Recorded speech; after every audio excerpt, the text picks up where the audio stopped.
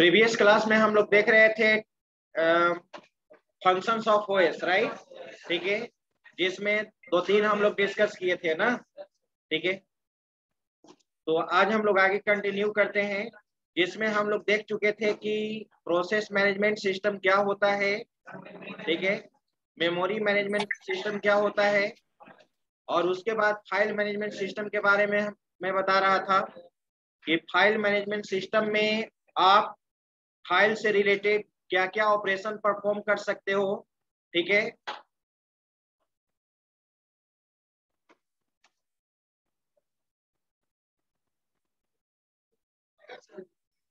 आ जाओ।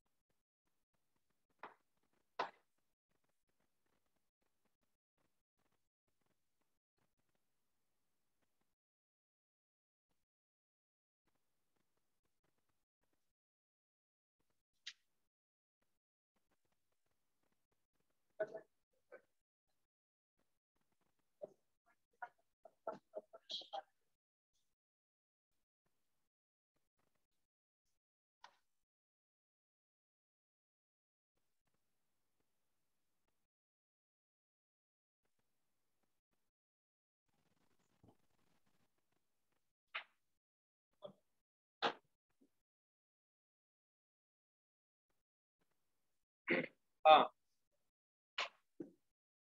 तो हम लोग देख रहे थे फंक्शंस ऑफ ओएस। मैं डिस्कस कर रहा था फाइल मैनेजमेंट सिस्टम। तो फाइल मैनेजमेंट सिस्टम में फाइल से रिलेटेड सारा वर्क परफॉर्म करेंगे। जैसे आप जानते हो कि फाइल एक प्रकार का स्टोरेज होता है, जिसमें हम लोग परमानेंटली डेटा को क्या करते हैं, स्टोर करते हैं। अगर कोई आपसे पूछे कि व्हाट इज फाइल, तो आपको बताना होगा कि file is a storage which is used to store data in permanent mode. Permanently data को क्या करता है, स्टोर करता है। और अकॉर्डिंग टू रिक्वायरमेंट आप डिफरेंट टाइप का फाइल क्या कर सकते हैं, क्रिएट कर सकते हैं। ठीक है, राइट।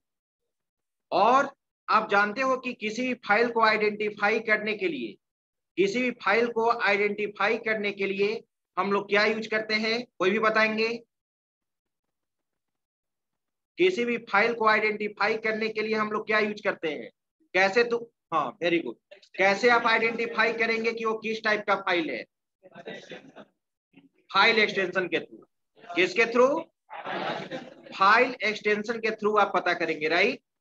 ठीक है, जैसे आप जानते हो कि जैसे मान लो कि नोटपैड का फाइल है, तो कैसे नोटपैड का फाइल एक्सटेंशन क्या होता है, टीएक्सटी होता है। अब नोटपैड के बाद आप पढ़े होंगे वर्डपैड। वर्डपैड का फाइल एक्सटेंशन क्या होता है, डॉक। कोई भी अभी सही नहीं बताए हैं। DOCX। डीओसी तो एमएस वर्ड का होता है, वर्डपैड का मैं बोल रहा हूँ। .rtf क्या होता है वर्डपैड का फाइल एक्सटेंशन? आरटीएफ होता है रिच टेक्स्ट फॉर्मेट। याद रखिएगा, वर्डपैड में कोई भी फाइल तुम क्रिएट करोगे तो उसका फाइल एक्सटेंशन होता है आरटीएफ। आरटीएफ का फुल फॉर्म होता है रिच टेक्स्ट फॉर्मेट, राइट। ठीक है, हाँ, रिच टेक्स्ट फॉर्मेट। अब एमएस वर्ड में अगर फाइल क्रिएट करेंगे तो आपने बोला डीओसी या डीओसीएक्स, राइट। डीओसीएक्स एडवांस वर्जन हो गया ना। अगर कोई आपसे पूछेगा कि डीओसी और डीओसीएक्स में क्या डिफरेंस है, तो क्या बताओगे?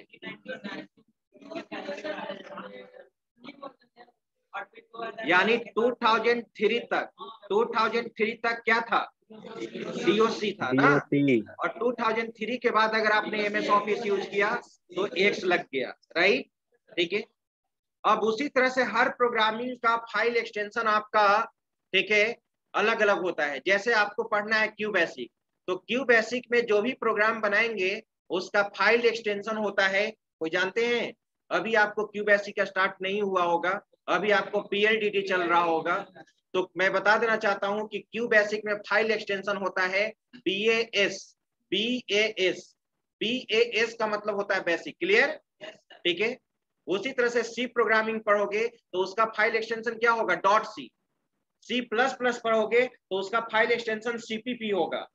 जावा पढ़ोगे तो उसका फाइल एक्सटेंशन क्या होगा? .java। कोई बताइए, इसमें पाइथन कुछ पढ़े थे, पाइथन का फाइल एक्सटेंशन .py। तो उसी तरह से फाइल एक्सटेंशन होता है। आप देखते हो पासपोर्ट साइज का फोटो कहीं रजिस्ट्रेशन फॉर्म में अगर तुम यूज करना चाहते हो तो वहां पर हम लोग क्या यूज करते हैं? JPG यूज करते हैं, ठीक है।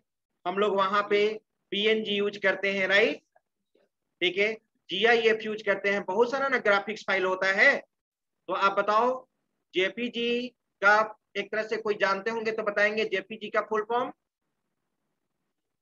JPG फाइल एक्सटेंशन का full form joint photo expert group, joint photo expert group.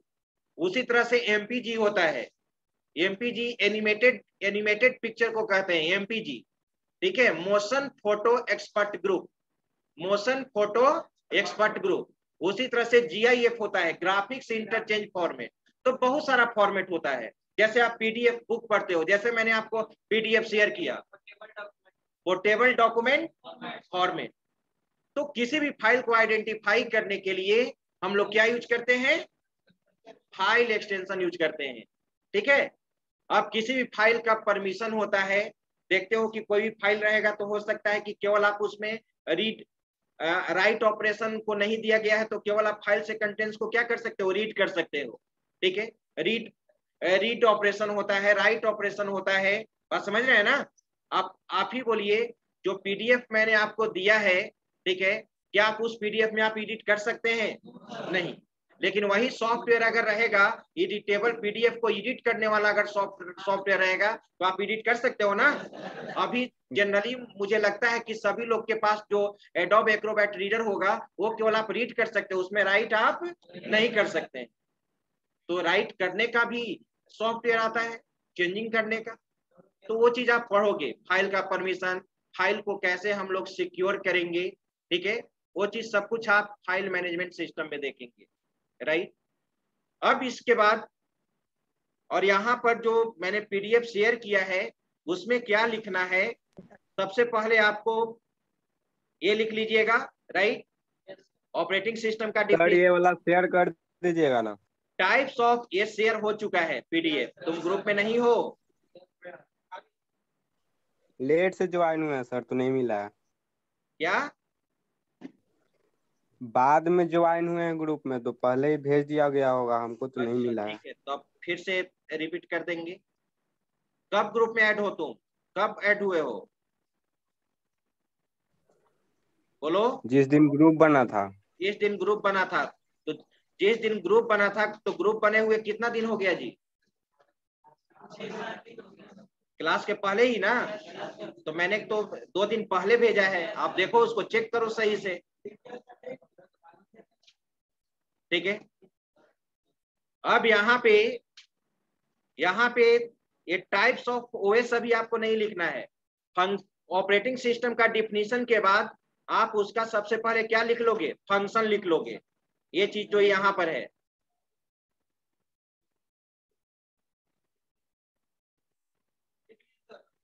ठीक है, ये चीज आपको लिखना है ना। मैंने बोला था कि क्लास में जो डिस्कस होगा उसी चीज को लिखना है। अब यहाँ पर देखो तो प्रोसेस मैनेजमेंट के बारे में वही चीज लिखा हुआ है जो मैंने समझाया था आपको, ठीक है। क्या? अच्छा, तो लिखवा देंगे। तो प्रोसेस मैनेजमेंट हो चुका था। मेमोरी मैनेजमेंट, मेमोरी मैनेजमेंट का हर टर्म समझ में आ रहा है ना? मैंने समझाया ही था, एलोकेशन और डी एलोकेशन। इसके बाद देखो फाइल मैनेजमेंट, जो अभी बता रहे हैं, लिखा हुआ है it is a technique in which a process is stored और remove from a file. File आप जानते हो कि स्टोरेज के रूप में काम करता है, राइट। तो किसी प्रोसेस को स्टोर करने के लिए या किसी प्रोसेस को फाइल से रिमूव करने के लिए हम लोग किसका कॉन्सेप्ट यूज करेंगे? फाइल का कॉन्सेप्ट यूज करेंगे। इन this case the file manager is responsible for creation and deletion of A file. File को आप क्रिएट भी कर सकते हो, डिलीट भी कर सकते हो, ठीक है। और एंड डायरेक्टरी, डायरेक्टरी कहने का मतलब क्या? अगर कोई आपसे पूछे what is difference between directory and folder, कौन बताएंगे?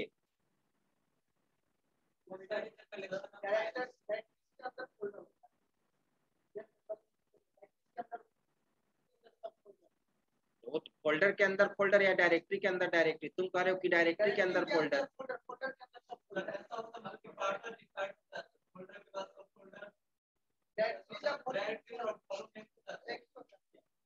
क्या डायरेक्टरी और वॉल्यूम? क्या चीज के लिए वॉल्यूम? वो तो वहां पे वो चीज, वो तो अलग हो गया, वो तो ड्राइव का जो रहता है वो नहीं। आप अगर आप ये बोल दिए फर्स्ट में कि डायरेक्टरी के अंदर फोल्डर होता है, तो वहीं पे 100% गलत हो गया। और कोई? मैं बता देना चाहता हूं, there is no any difference between folder and directory. Folder and directory में कोई डिफरेंस नहीं है। फोल्डर एंड डायरेक्टरी में कोई डिफरेंस नहीं है, ठीक है। डॉस पे हम लोग क्या बोलते हैं? डायरेक्टरी बोलते हैं। और विंडोज में क्या बोलते हैं? फोल्डर बोलते हैं। डॉस ऑपरेटिंग सिस्टम में हम लोग क्या बोलेंगे? फोल्डर को किस नाम से जानेंगे? डायरेक्टरी के नाम से जानेंगे, ठीक है। और विंडोज में क्या बोलते हैं? फोल्डर बोलते हैं। जैसे मैं आपको एग्जांपल दे रहा हूं, बिल्कुल कोई डिफरेंस नहीं है। आप डॉस मोड से भी तो फोल्डर बना सकते हो। अगर कोई स्टूडेंट डॉस जान रहे होंगे तो आपको जानना होगा how do you create folder in DOS environment. एक मिनट, हेलो, हाँ। तो मैं बता रहा था यहाँ पे कि डायरेक्टरी और फोल्डर में कोई डिफरेंस नहीं है। जब आप डॉस पढ़ोगे, डॉस में कमांड यूज करोगे, डॉस डॉस इन्वायरमेंट में हम लोग फोल्डर को डायरेक्टरी बोलते हैं और विंडोज में क्या बोलते हैं? फाइल फोल्डर बोलते हैं, राइट। ठीक है। जैसे देखो, अगर मैंने यहाँ पर डेस्कटॉप पे एक फोल्डर बनाया, ठीक है। फोल्डर बनाने के लिए कोई शॉर्टकट? कंट्रोल एन नहीं, very good, control shift N. मैंने कंट्रोल शिफ्ट एन प्रेस किया, देख रहे हो फोल्डर बन गया। यहाँ पर इस फोल्डर का मैंने यहाँ पे नाम दिया, ठीक है, XYZ मैंने नाम दे दिया, राइट। तो इसको यहाँ पे डायरेक्टरी नहीं बोलकर हम क्या बोलेंगे? फोल्डर बने बोलेंगे, राइट। अब डॉस हम स्टार्ट करते हैं, ध्यान देना, ठीक है। मैंने यहाँ पे स्टार्ट कर दिया CMD। CMD जैसे लिखेंगे डॉस स्टार्ट हो जाएगा, राइट, ठीक है। ये हमारा डॉस है, ठीक है। अब यहाँ पे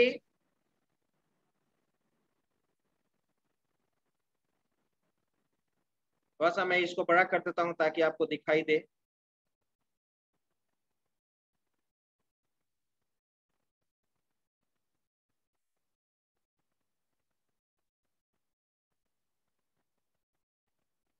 ये देखिए, ठीक है। अब ये यहाँ पर क्या है? C ड्राइव, ठीक है। अब यहाँ पर एक चीज मैं आपसे पूछना चाहता हूं, अगर आप किसी भी ड्राइव में जाना चाहते हो, आपका यहाँ C ड्राइव है, D ड्राइव है, E ड्राइव है, F ड्राइव, जो भी आपके सिस्टम में किसी भी ड्राइव में जाना चाहते हो, तो हम यहाँ से जा सकते हैं, ठीक है। किसी भी फाइल को ओपन कर सकते हैं, फाइल क्रिएट कर सकते हैं, ठीक है। सारा कुछ डॉस मोड में तुम काम कर सकते हो। अगर मुझे डॉस मोड में यहाँ पे मुझे अभी डेस्कटॉप पे ना मैंने फाइल बनाया है XYZ फोल्डर बनाया है, वहां पे जाना है। तो डेस्कटॉप पे जाने के लिए हम लोग क्या करेंगे? कोई बताएंगे मुझे? CD command, very good. CD का मतलब चेंज द डायरेक्टरी। CD का मतलब होता है चेंज डायरेक्टरी ना, ठीक है। तो यहाँ पर फोल्डर को ही डायरेक्टरी बोलते हैं। अब देखो तो CD, हम कहा जाएंगे? डेस्कटॉप पे। मैंने यहाँ पर डेस्कटॉप लिखा, मैंने यहाँ पर डेस्कटॉप लिखा, डेस्कटॉप, इंटर प्रेस किए और देखिए डेस्कटॉप पे आ गए ना डेस्कटॉप पे। अब आपका उसके अंदर कौन सा फोल्डर बना था, XYZ DIR करके आप देख सकते हो, directory. DIR stands for directory. और देखिए आपका XYZ यहाँ पर है ना, XYZ यहाँ देखो जहाँ कर्सर है XYZ। और ये DIR कहने का मतलब क्या, डायरेक्टरी, ये डायरेक्टरी है। तुम यहां से भी डायरेक्टरी बना सकते हो, जैसे MD कमांड से डायरेक्टरी बनता है। किस कमांड से, MD। जैसे आप विंडोज में जाकर फोल्डर जैसे आपने क्रिएट किया Ctrl+Shift+N, उसी तरह से डॉस से भी आप फोल्डर बना सकते हो। तो यहीं पे डॉस से फोल्डर नहीं बोल के हम लोग क्या बोलते हैं, डायरेक्टरी बोलते हैं। तो MD और मैंने नाम यहां पर दे दिया, ठीक है, PPU BCA ये दिया, ठीक है, BCA फर्स्ट, राइट। अब यहाँ पे मैंने प्रेस इंटर प्रेस किया, अब ये बन चुका है, आप देख लो। आप यहाँ पर भी आकर देख सकते हैं, आप डॉस इन्वायरमेंट में भी देखना चाहते हो तो DIR करके देख लो। और देखिए ये बना हुआ है, यहाँ पर होगा, ऊपर में होगा, है यहाँ पर PPU BCA फर्स्ट डायरेक्टरी। अब इसको अभी आप डॉस में देख रहे हो ना, ठीक है। अब विंडोज में जाना है तो विंडोज में भी जाकर देख लो। मैंने इसको मिनिमाइज किया और देखो विंडोज में भी कहीं बना हुआ है। तब आप कैसे कह सकते हैं कोई डिफरेंस है, नहीं है, ठीक है। तो हमेशा यही आपको बोलना है कि विंडोज में हम लोग फोल्डर कहते हैं और डॉस में क्या कहते हैं, डायरेक्टरी कहते हैं। चलिए आगे बढ़ते हैं।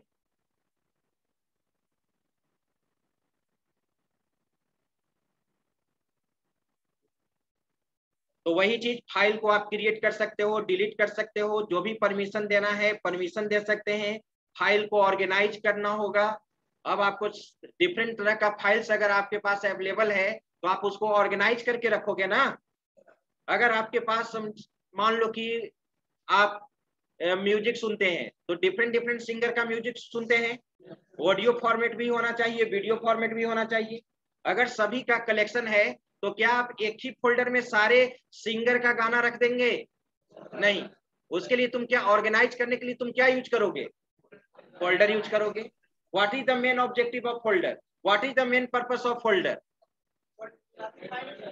बिल्कुल, the main purpose of folder is used to organise several files ना, अकॉर्डिंग टू रिक्वायरमेंट। आप बहुत सारे फाइल्स हैं उसको आप ऑर्गेनाइज करके क्या कर सकते हो, रख सकते हो, ठीक है। जैसे मान लो कि अगर मान लो कि सॉन्ग नाम का फोल्डर बना दिए, अब उस फोल्डर के अंदर दो फोल्डर बना देंगे, एक वीडियो और एक ऑडियो। अब वीडियो के अंदर आएंगे तो मान लो कि आप जो डिफरेंट डिफरेंट सिंगर का आप गाना सुनते हैं तो डिफरेंट डिफरेंट सिंगर के नाम से क्या बना देंगे, फोल्डर बना देंगे। और जो गाना मान लो कि जो भी गाना मान लो कि सोनू निगम का गाना है तो सोनू निगम के फोल्डर के अंदर चला जाएगा। लता का अगर गाना है तो लता के अंदर हम लोग उस गाना को रख देंगे, म्यूजिक को रख देंगे। उसी तरह से ना आप ऑर्गेनाइज करोगे। अगर तुम मान लो कि सी का भी प्रोग्राम पढ़े हो, C++ का भी प्रोग्राम पढ़े हो, जावा का भी प्रोग्राम पढ़े हो, तो क्या सारे प्रोग्राम को मिक्स कर दीजिएगा, सी के प्रोग्राम को अलग फोल्डर में रखोगे, C++ के प्रोग्राम को अलग फोल्डर में रखोगे, जावा के प्रोग्राम को आप अलग फोल्डर में रखेंगे, राइट।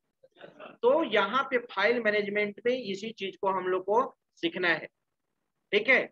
और it also take care of other file related activities such as organising. File को कैसे ऑर्गेनाइज करेंगे, फाइल को कैसे स्टोर करेंगे, फाइल से डेटा को कैसे रिट्रीव करेंगे, फाइल को कैसे रीनेम करेंगे, फाइल को कैसे सिक्योर करेंगे, फाइल में कैसे साइज एलोकेट होगा, सारा कुछ हम लोग को फाइल मैनेजमेंट सिस्टम में पढ़ना है, राइट। साइज एलोकेशन जो मैंने प्रीवियस क्लास में बताया था, फाइल में साइज बताया था ना, फाइल में साइज कब एलोकेट होता है, ठीक है। अब यहाँ पे सिक्योरिटी मैनेजमेंट है। अब सिक्योरिटी किसी चीज का बहुत ही इंपॉर्टेंट रोल होता है, ठीक है। आप चाहते हैं कि आप अपने फाइल फोल्डर को आप क्या करना चाहते हैं, सिक्योर करना चाहते हैं, ताकि हमारा कोई भी इंट्रूडर या अनऑथराइज यूजर हमारे डेटा को एक्सेस न करे। तो उसके लिए आपको क्या करना होगा, फाइल को सिक्योर करना होगा, फोल्डर को सिक्योर करना होगा। इसी में आप टेक्नोलॉजी पढ़ेंगे पासवर्ड के थ्रू। ठीक है, यहाँ पर बायोमेट्रिक क्या होता है, फिंगरप्रिंट्स क्या होता है, ठीक है, फिर आप जैसे पासवर्ड के थ्रू आप कैसे प्रोटेक्ट करेंगे, ये सब चीज के बारे में पढ़ना होगा आपको। ठीक है, क्लियर लिखा हुआ है, it is a technique in which operating system protect system resources and information. अब जैसे आप देखते हो ना, जैसे वाईफाई है, तो वाईफाई जो कॉलेज का है, ठीक है, तो उसका एक पासवर्ड है, या आपके मोबाइल का जो वाईफाई है, ठीक है, आपका भी आपने क्या सेट कर दिया है, पासवर्ड सेट कर दिया है, तो कोई तो यूज नहीं, हाँ वो तभी एक्सेस कर सकता है जब आप उसको क्या कर लेंगे, हैक कर लेंगे, और तो अदरवाइज तो आपके पास कोई ऑप्शन नहीं रहेगा। ठीक है, तो यहाँ पर अगर सिक्योरिटी के मामले में है, ठीक है, तो सिक्योरिटी के मामले में कोई चीज सिक्योर नहीं है। ठीक है, अब हैकर का काम क्या होता है, सिक्योर, जब माइक्रोसॉफ्ट का सर्वर जब हैक हो सकता है, तो इधर आप इधर सिक्योरिटी में आप क्या कर सकते हैं, जो कितना सिक्योरिटी लेवल वहां पर रहता है, फिर भी हैकर लोग उसको क्या कर देता है, ठीक है, हैक कर देता है। तो हैकर का काम है डिस्ट्रक्टिव प्रोग्राम लिखना। वो किस तरह का प्रोग्राम होता है, डिस्ट्रक्टिव प्रोग्राम होता है, जो किसी चीज को वहां पे वो मतलब वो, अब जैसे मान लो कि आप देखते हो ना, जैसे वायरस आपका क्या है, डिस्ट्रक्टिव प्रोग्राम है। ठीक है, अब वायरस जो है अगर आपके सिस्टम में कोई इंटर कर जाता है किसी भी तरह का, तो डिस्ट्रक्टिव प्रोग्राम है, कोई आपके फाइल को डैमेज कर देगा, कोई आपके सॉफ्टवेयर को डैमेज कर देगा, डुप्लीकेसी क्रिएट करने लगेगा, ये सब काम है। ठीक है, what is the full form of virus, vital information resource under siege ना, vital information resource under siege. Vital कहने का मतलब क्या, मैसिव, विशाल, बहुत बड़ा, बिग।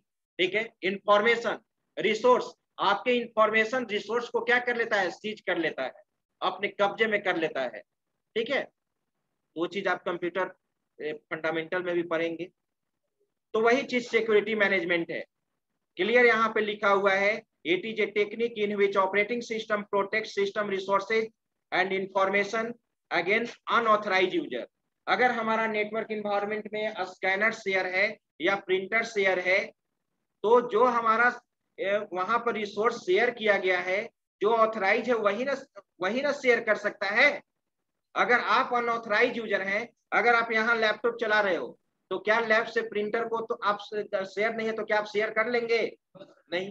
हाँ, लेकिन वही आप चाहते हैं, अगर कुछ, अगर मान लो कि आप हैकिंग का कोर्स कर लेंगे, एथिकल हैकिंग का कोर्स कर लेंगे, या कुछ हो सकता है कि किसी के मेल आईडी को आप हैक कर सकते हैं। ठीक है, आप किसी का पासवर्ड, वाईफाई पासवर्ड को आप क्या कर सकते हैं, ब्रेक कर सकते हैं। तो ये चीज होता है ना। चलिए, अब यहाँ पर एक चीज और है, यहाँ पर यूजर इंटरफेस। ठीक है, और इसके लिए सिक्योरिटी मैनेजर रिस्पॉन्सिबल होता है। अब कैसे आपको सिक्योर करना है, लिखा हुआ है, in this case security manager is responsible for protecting process from unauthorised user. जैसे प्रोसेस मैनेजर में किसको रिस्पॉन्सिबिलिटी मिला है, प्रोसेस मैनेजर को। फाइल मैनेजमेंट में किसको रिस्पॉन्सिबिलिटी मिला है, फाइल मैनेजर को। फिर आपका मेमोरी मैनेजमेंट सिस्टम में मेमोरी को मैनेज करने के लिए किसको परमिशन मिला है, मेमोरी मैनेजर को। और उसी तरह से यहाँ पर क्या है, सिक्योरिटी मैनेजर है। ठीक है, अब यहाँ पे 5वां नंबर में है आपका यूजर इंटरफेस। ठीक है, तो an operating system provide the interface between user and hardware. इसमें आप जानते हो कि ऑपरेटिंग सिस्टम क्या प्रोवाइड करता है, एक इंटरफेस प्रोवाइड करता है, एक प्लेटफॉर्म प्रोवाइड करता है, ताकि यूजर और कंप्यूटर एक दूसरे से क्या, हम लोग सिस्टम से क्या हो सके, इंटरेक्ट हो सके, कम्युनिकेट हो सके। ठीक है, ये सबसे बड़ा इसका फीचर्स है, वही है user interface. The user interface is the layer that actually interact with the computer system. The interface consists of set of commands through which a user communicate with a program. आप operating system set of commands provide करता है जिसके through आप communicate कर सकते हो। जैसे DOS का ही एग्जांपल ले लो, अब डॉस भी तो ऑपरेटिंग सिस्टम है ना, और डॉस ऑपरेटिंग सिस्टम में DOS does not support GUI। GUI means graphical user. क्या आप डॉस में आप ग्राफिकली मोड में वर्क कर सकते हैं, नहीं, आप CY मोड में वर्क करोगे। CY मोड कहने का मतलब कैरेक्टर यूजर इंटरफेस या कमांड यूजर इंटरफेस। CY का दोनों फुल फॉर्म चलता है, कमांड यूजर इंटरफेस भी और कैरेक्टर यूजर इंटरफेस भी। ना। तो इसका डिमेरिट क्या होगा? अगर डॉस में अगर आप काम करना चाहते हो तो आपको क्या प्रॉब्लम होगा? सारे कमांड्स को आपको क्या करना होगा? याद रखना होगा। सारे कमांड्स को आपको क्या करना होगा? याद करना होगा, राइट।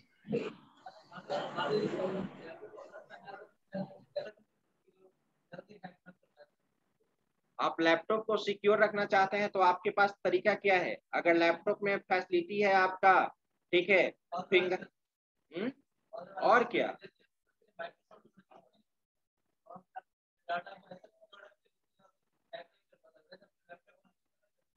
नहीं नहीं, वैसे यहाँ तो आपके पास लिमिटेड फैसिलिटी है।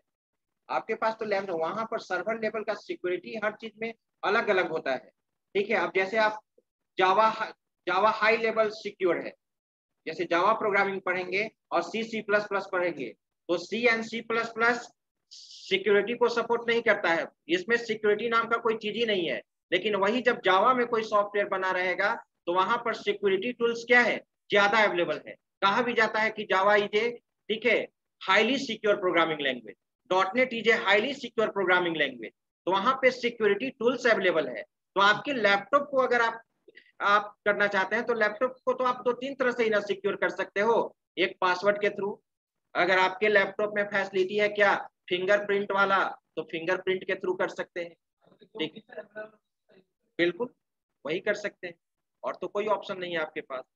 हाँ, अब आपके पास जो किसी का सॉफ्टवेयर जैसे मान लो कि यूज कर रहे हो, आप सर्वर मेंटेन कर रहे हैं, तो सर्वर मेंटेन कर रहे हैं, तो अब यहाँ का जैसे सर्वर है या कोई तुम्हारा वेबसाइट है, सपोज देखते हो किसी किसी का वेबसाइट क्या हो जाता है, हैक हो जाता है, ठीक है। आपके वेबसाइट, आपका जो एडमिनिस्ट्रेशन जो पावर दिया गया है, एडमिनिस्ट्रेशन जो यूजर नेम पासवर्ड दिया गया है, वो यूजर नेम अगर या पासवर्ड अगर कोई हैक कर लिया आपका, तो आपके वेबसाइट का एडमिन पार्ट में जाकर हर चीज क्या कर सकता है, चेंज कर सकता है, ठीक है।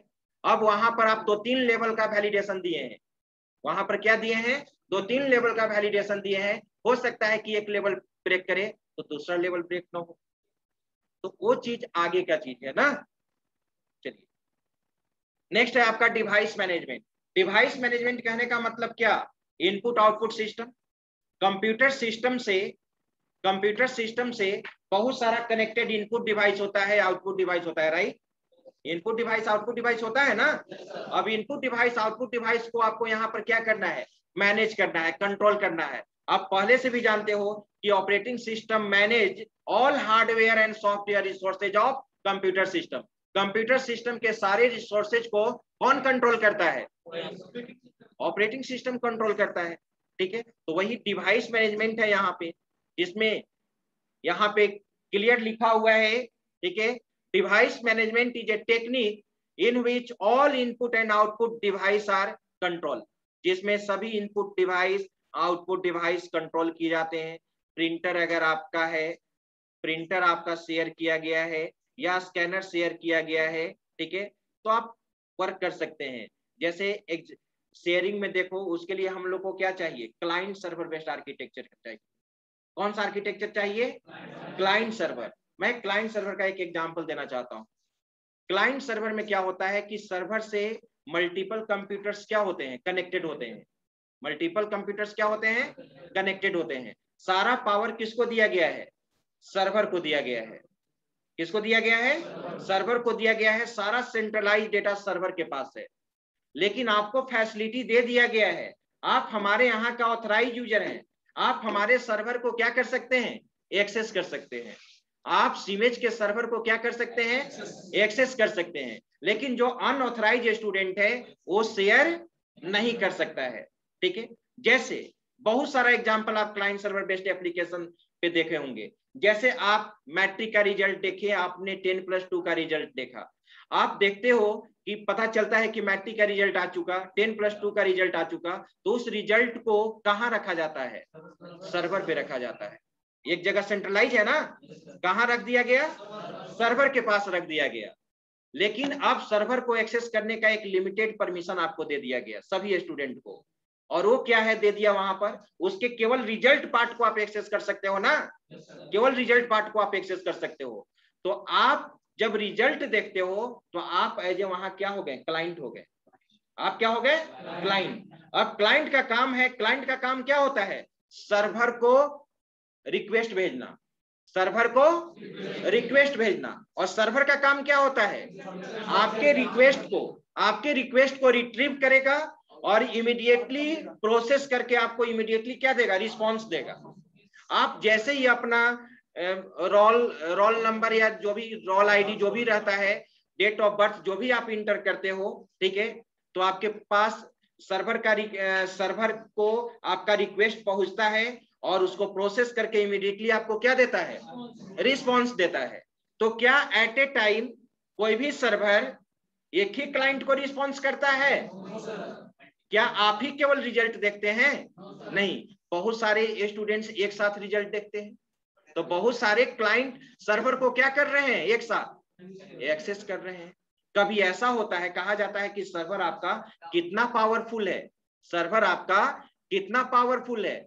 अगर मान लो कि कभी कभी आप देखते हैं, अगर सर्वर के कैपेसिटी से ज्यादा क्लाइंट अगर उसको एक्सेस करने लगे तो सर्वर धीरे धीरे स्लो काम करने लगता है। ठीक है, स्लो का वो क्या होता है, कहीं आप देखते हैं बैंक के सब में जाते हो तो कहा जाता है कि सर्वर हमारा डाउन चल रहा है।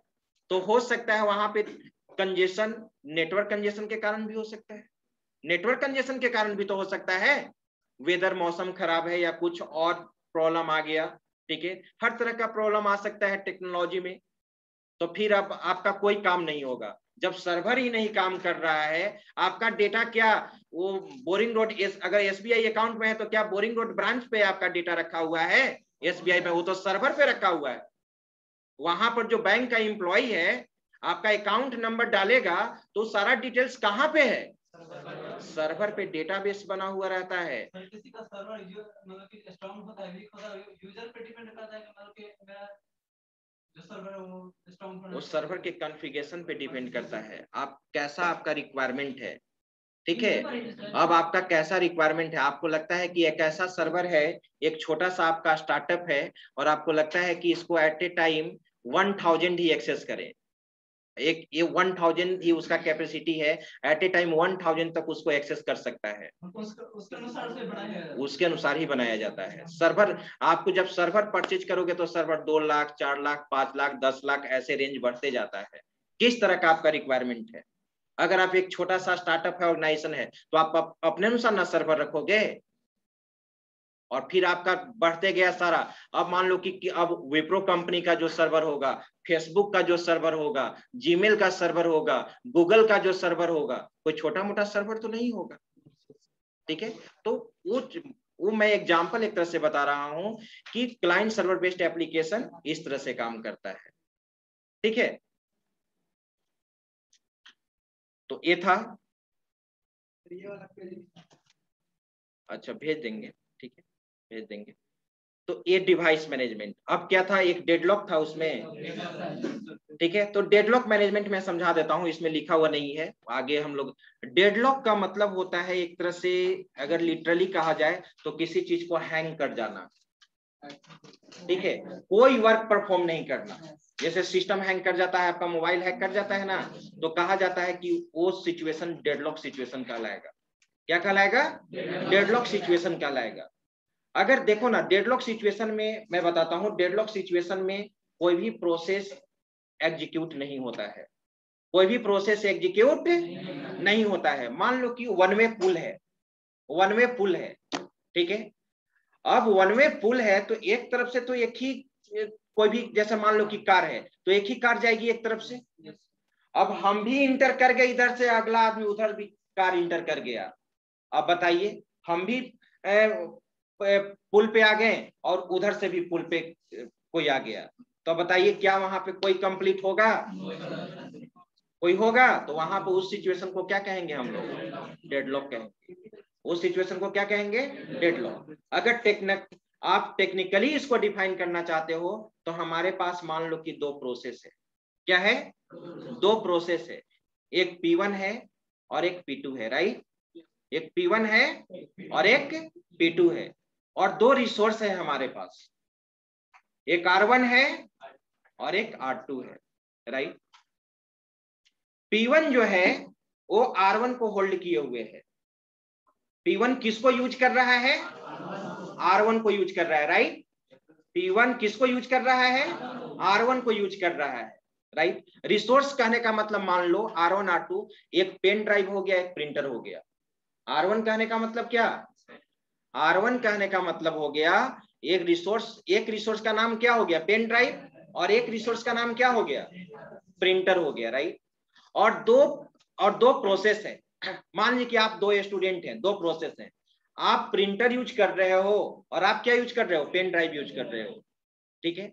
लेकिन दोनों प्रोसेस का नीड क्या है? दोनों प्रोसेस का नीड क्या है कि ये अगर ये पेन ड्राइव यूज कर रहा है तो ये किसके लिए वेट कर रहा है? प्रिंटर को पाने के लिए वेट कर रहा है। और वो किसके लिए वेट कर रहा है? अगर वो अगला प्रिंटर को होल्ड किए हुए है तो वो किसको पाने के लिए वेट कर रहा है? पेन ड्राइव को पाने के लिए वेट कर रहा है। और ये वेटिंग हमेशा के लिए है। अब ये कह रहा है कि हम रिलीज करेंगे ही नहीं, मुझे पेन ड्राइव का भी काम है, मुझे पेन ड्राइव का काम है, हम अभी इसको रिलीज नहीं करेंगे। और वो भी कह रहा है कि मुझे अभी प्रिंटर का भी काम है, ठीक है, ये भी नहीं रिलीज करेगा। तो जब एक दूसरे का रिसोर्स रिलीज नहीं होगा तो क्या वो दोनों जो स्टूडेंट हैं, जो दोनों प्रोसेस है, वो किस मोड में रहेंगे? वेटिंग मोड में रहेगा। क्या किन्हीं का टास्क कंप्लीट होगा? तो वही होता है डेडलॉक सिचुएशन। और डेडलॉक में आप लिखने की कोई जरूरत नहीं है, ये आगे पढ़ेंगे ही। अभी ये सब चैप्टर एक्सप्लेन किया गया है ना, ठीक है। अभी जितना भी डिस्कस किया गया है वो चीज आप ऑलरेडी लिखोगे। अच्छा है, अगर लिखना चाहते हो इसमें नहीं लिखा हुआ है, लिख लीजिए। हेडिंग दे दो डेडलॉक मैनेजमेंट। बहुत सर्वर पे तुम पड़े हो जी। क्या बोल रहे हो? सर्वर अब सर्वर को क्रैश करने का, सर्वर का फेल करने का, अब ज्यादा मान लो कि कैपेसिटी है। अब कोई चीज कैसे खराब होता है? अब लैपटॉप को मेरा देखो, अब लैपटॉप हमारा बहुत स्लो है। अब इतना इस पे सॉफ्टवेयर इंस्टॉल हो गया है कि लैपटॉप अब जवाब दे रहा है, क्योंकि उसके अनुसार कॉन्फ़िगरेशन नहीं है। अब वो कह रहा है कि थोड़ा सा कॉन्फ़िगरेशन आप अपने लैपटॉप को बढ़ाइए, लैपटॉप का कॉन्फ़िगरेशन बढ़ाइए। तो कॉन्फ़िगरेशन बढ़ाना होगा ना।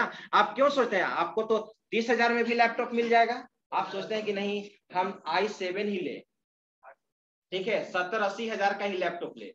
लेकिन जितना आपको पढ़ना जरूरी है 30,000 का भी लैपटॉप में आप पढ़ लेंगे। लेकिन आप सोच रहे हैं कि नहीं आगे तक हो सकता है कि मतलब कहीं दिक्कत नहीं हो, ठीक है, इसलिए अगर हमारे पास पैसा अवेलेबल है तो हम एडवांस वाला ही लेंगे। मोबाइल, अब मोबाइल है, अब मोबाइल आप यूज कर रहे हो, अब मोबाइल में अब आप यूज करोगे, अब क्या कौन सा गेम होता था? हाँ वो गेम होता था। अब कम ग्राफिक्स वाला, हाई ग्राफिक्स वाला सब गेम खेल रहे हो मोबाइल में, तो क्या साधारण मोबाइल काम करेगा? फिर हैंग करने लगेगा। तो आप सोचिएगा कि नहीं हम 20,000 का मोबाइल ले, वो चीज है। हाँ लिखो, डेडलॉक मैनेजमेंट के बारे में लिखो।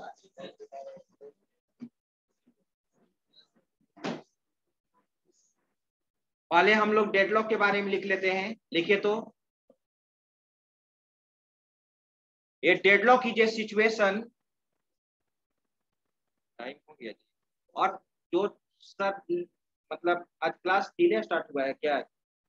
हम एक बार आकर भी लौट गए, मतलब मैम का क्लास कितने बजे छूटा है?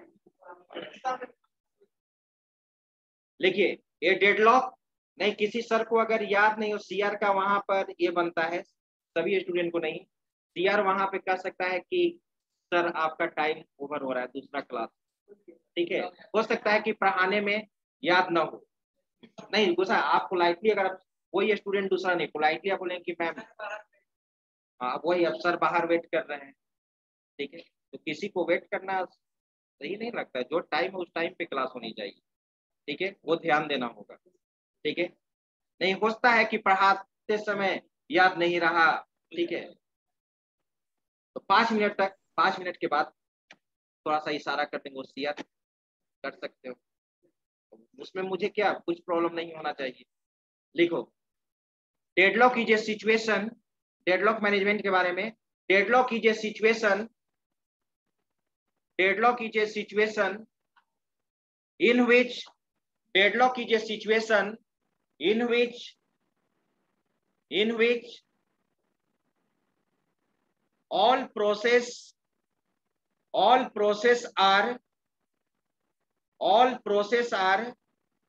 in waiting mode. All process are in waiting mode.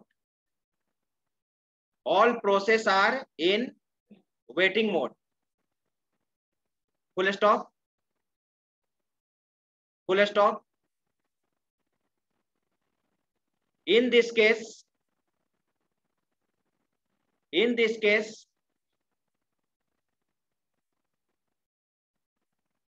no any process. In this case, no any process. No any process will be executed. Will be executed. For example,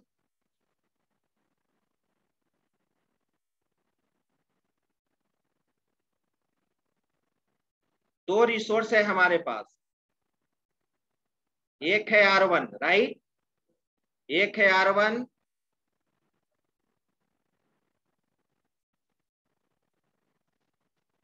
और दूसरा है R2, right, और दो process है आपके पास, एक P1 है और एक क्या है, P2 है, राइट। P1 किसको यूज कर रहा है, R1 को, ठीक है, और P2 R2 को यूज कर रहा है, ठीक है, और P2 किसको पाने के लिए वेट कर रहा है, P2 किसको पाने के लिए वेट कर रहा है, वो चाह रहा है कि हम R1 को पाले, लेकिन R1 को कौन यूज कर रहा है, P1, और P1 किसको पाने के लिए कोशिश कर रहा है, R2 को पाने के लिए कोशिश कर रहा है, लेकिन R1 R2 रिलीज होगा तब ना यूज करेगा P1 P2, इसलिए P1 और P2 एग्जीक्यूट नहीं करेगा, दोनों किस मोड में चला जाएगा, वेटिंग मोड में चला जाएगा। यहां पर मैंने लिख दिया P1 भी वेटिंग क्यू में वेट कर रहा है, किसको पाने के लिए, R2 को पाने के लिए, और P2 भी। इस फिगर को बना लीजिए और आगे इसमें बहुत सारा एल्गोरिथम है जो आप देखेंगे। डेडलॉक आ जाएगा तो डेडलॉक कैसे हटाओगे, डेडलॉक को आइडेंटिफाई कैसे करोगे, कैसे पता करोगे कि सिस्टम में हमारा डेडलॉक आया है या नहीं। चलिए, तो आज के क्लास में हम लोग ये सर्विसेज क्या हो चुका, समाप्त हो चुका, फंक्शंस। नेक्स्ट क्लास में हम लोग देखेंगे types of operating system, types of operating system.